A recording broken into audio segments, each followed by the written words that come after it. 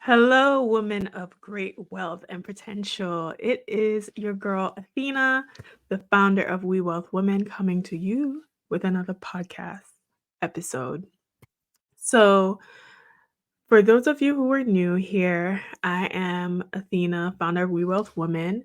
Wewealth Women is a wealth learning community and social club for women who are interested in creating their own wealth, building their own wealth legacy, and owning their own wealth narrative.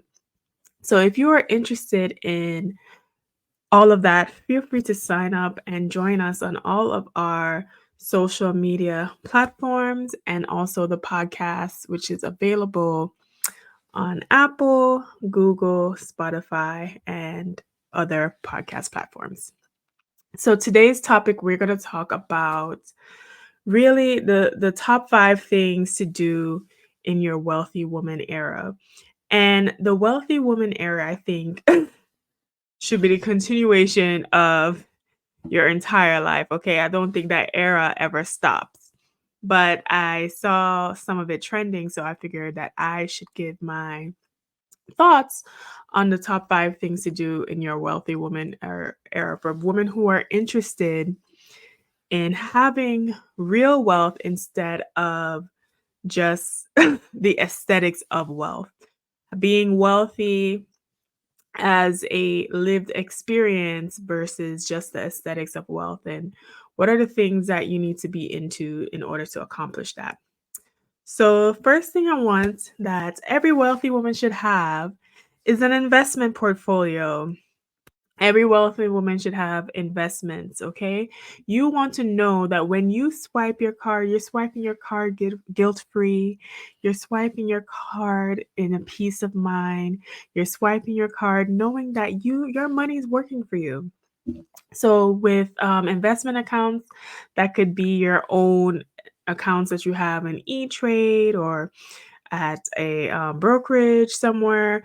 It could also include your retirement accounts. You're putting away money towards certain IRA accounts or a 401k or any other type of retirement account. So, in order for you to be in that wealthy woman mode, you need to be doing well enough that you have enough disposable income. You're meeting your needs in that way that you can put things away and have your money working and growing for you and your future generations. If you have not been able to do that or are not at that point yet, or you need to start at baseline, some of us need to start at baseline. Okay, some of us can't even get to the point where we know what's even coming out every month. I do have a free budget guide, ebook, and template for you to get started on that journey at go.wewealthwoman.com/budget. But I will be coming out, and feel free to comment below or email wherever you're watching or listening to this. But I will be focusing more on investments, funding for businesses, how to leverage debt and credit, all of these things that we're not really not only taught but often implement. Because I find with a lot of us, we hold on to information but don't implement things because it's like we're waiting on something. We're waiting to feel confident and able to do it on our own, because I know a lot of us have these hangups around wealth and thinking, okay, I'll do this when I get a husband, or I'll do this when, the sky turns orange, whatever the excuse is. And I want the women to know that we can do this now. We don't have to wait on anything. You don't even have to be super rich. You can start with what you have today and build upon that. We don't have to wait on some arbitrary number or date to start building our wealth now, to start building these portfolios now.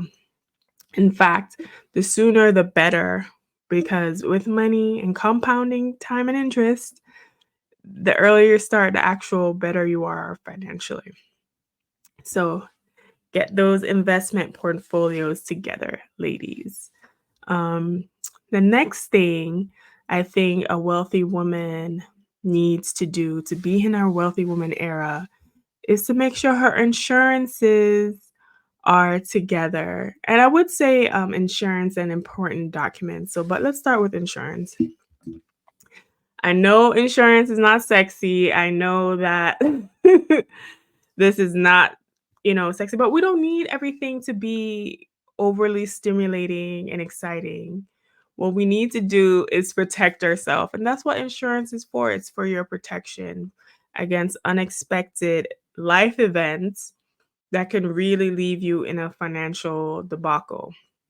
So, for example, we got the health insurance to help mitigate costs of hospital care or illness care, right? We have life insurance to mitigate the cost of losing a loved one and losing their income.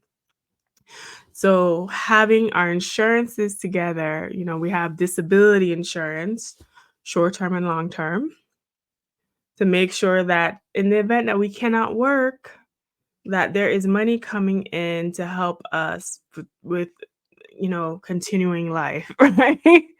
So with those insurances, that will help you protect you from further future harm, right? I will also throw in here that important documents, and I wrote this down.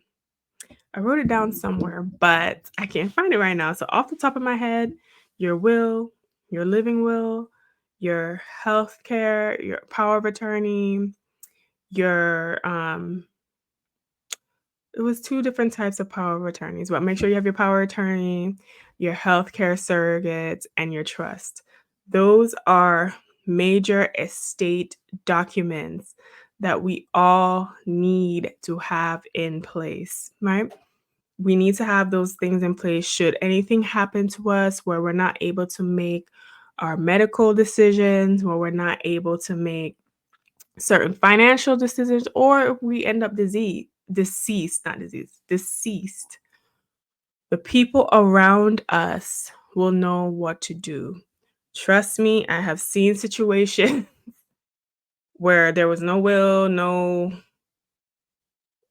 guidance on what to do, and that can tend to cause a problem when families, that can tend to cause a problem with just making sure whatever your wishes are available to you.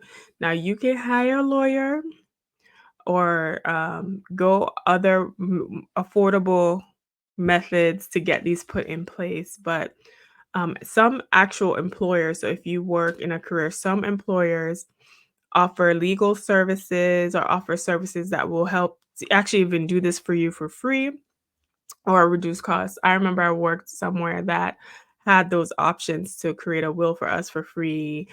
If we wanted to create other documents, to have that done at a very reduced cost. So these are things that um, legal Zoom is an option as well, depending on what your financial situation is.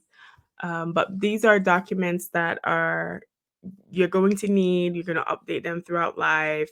You're going to have them on file, preferably in a fire safe box or safe or something like that, fireproof safe, in case protect against the elements. That will keep your documents together and in place.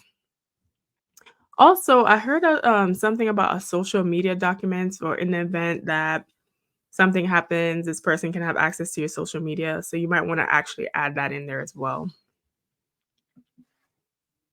So the next thing to usher in to help you in your wealthy woman area is your personal development. And I would say personal and professional development. So in order to be or to help you with your wealth journey, personal development is key, right? And I think with personal development, it's really you identifying things that are worth it to you, that are your purpose, that you have the time, energy, and passion for, and areas that you want to improve upon as a person. So for me, I can give you guys a couple of examples of how I'm working on my personal development. Right now, I know some Spanish, but I'm not 100% conversation fluent. So, my goal this year is to brush up on my Spanish. That's on my personal development list.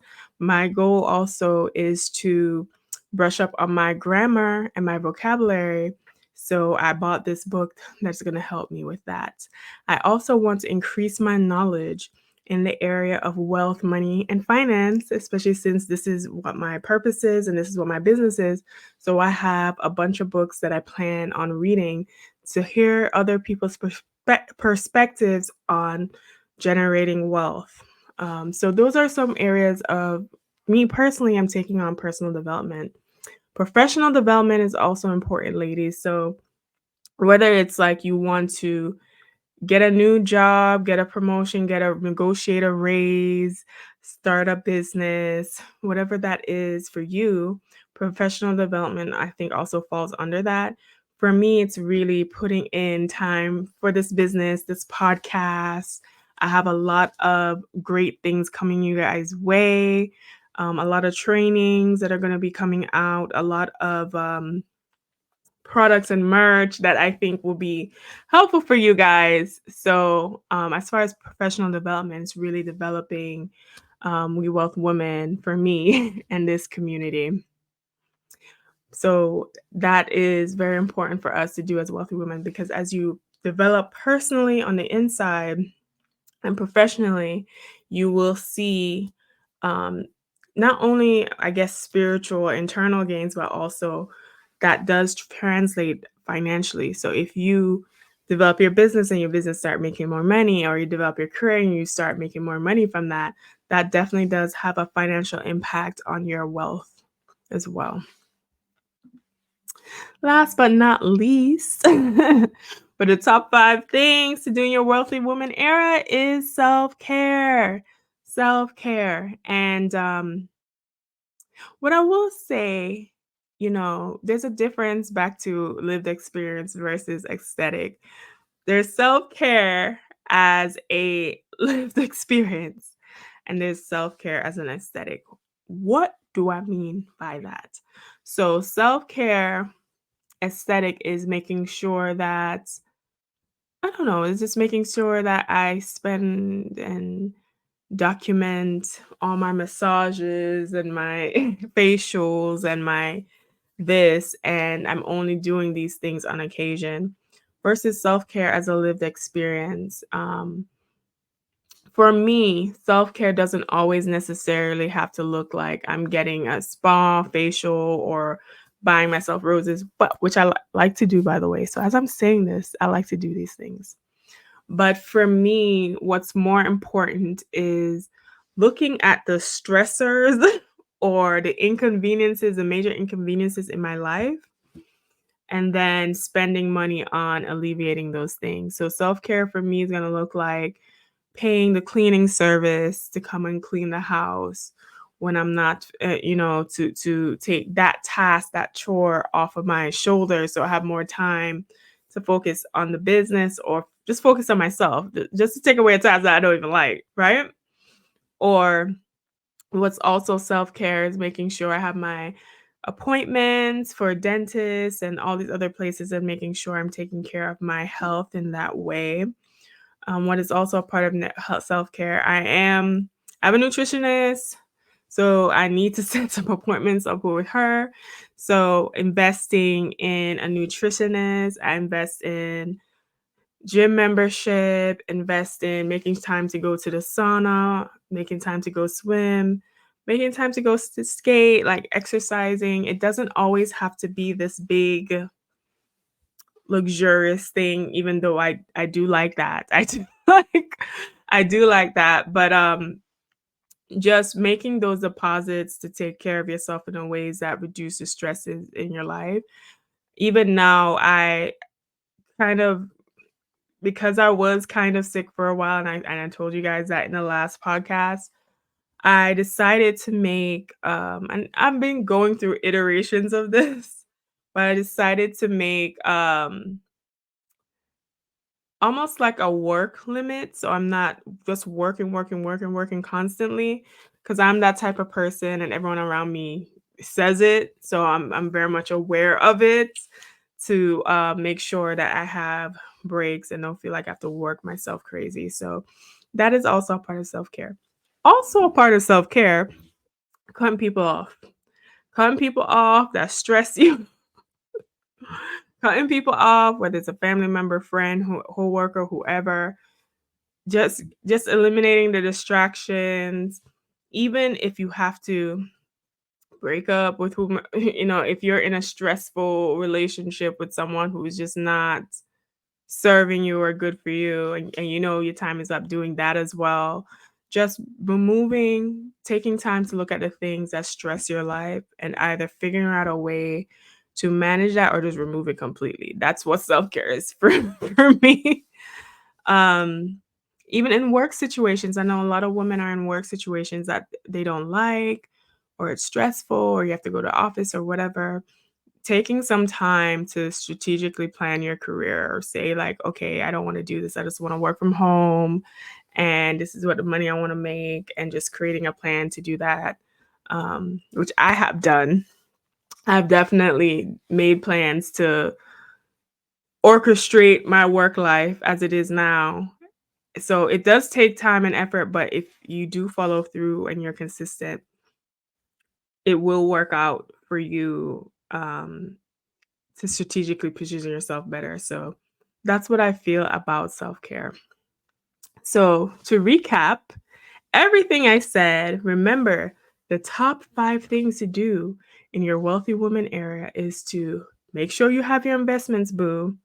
Make sure, because if you do not, you're always going to have to be working for money. You want your money to work for you. Having insurances in place to protect you financially in the event of sickness, deterioration of health, loss of a loved one, loss of you.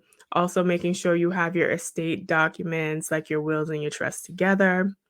Working on your personal development is a third.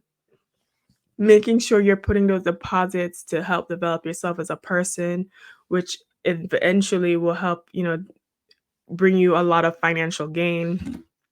And last but not least, self-care, from the aspect of a lived experience, from the aspect of really analyzing the stressors in your life and removing them or mitigating them. That is going to be key. Doing these things will help you to be the wealthy woman you deserve to be. And as you know, at Wewealth Women, we think that all women deserve to be wealthy. But thank you, ladies, for joining me today. If you find this useful, be sure to follow us on all platforms, on Apple, Spotify, Google, and then also on our social medias at Wewealth Women on Facebook, YouTube, Instagram, and TikTok. I am Athena. Feel free to comment down below or send an email wherever you're watching or listening to this if you find this content useful. And I will see you, lovely ladies, in the next one.